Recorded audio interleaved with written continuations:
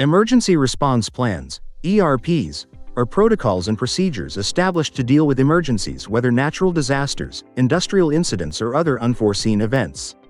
These plans are designed to ensure the safety and protection of individuals, minimize the loss of life and property, protect the environment, and facilitate the resumption of normal activities after a crisis. Drawing up an emergency response plan is a colossal exercise, requiring a great deal of time and rigor. The absence of an ERP could result in considerable losses, such as numerous casualties and the eventual bankruptcy of the organization. Emergencies are very real and require preparation, practice, and organization. The stress generated by these events can impair our judgment and lead to disaster if we are not properly prepared. It is important to remember that an ERP is constantly evolving and that drills are necessary to anchor our reflexes. Training those involved in a chain of command is essential to ensure that emergency measures are conducted properly. Each one involved must know their role and responsibilities to conduct their tasks effectively.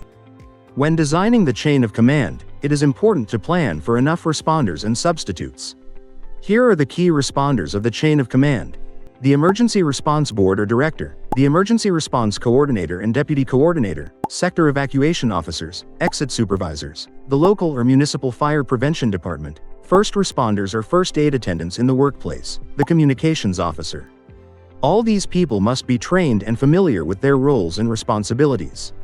In an emergency response plan, it is important to identify the different risks that an organization may face.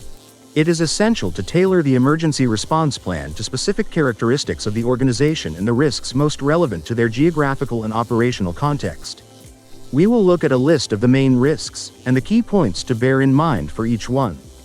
The assessment plan can help us plan and prioritize risks according to the situations that may occur or potentially occur.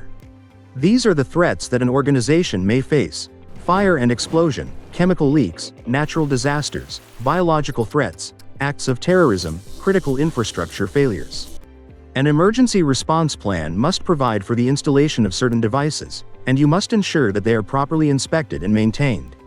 To comply with current legislation, your company must have the following devices in place: emergency lighting, extinguishers, sprinklers and hose systems, warning systems, assembly points, emergency exits, evacuation procedures and plans, re-entry procedures.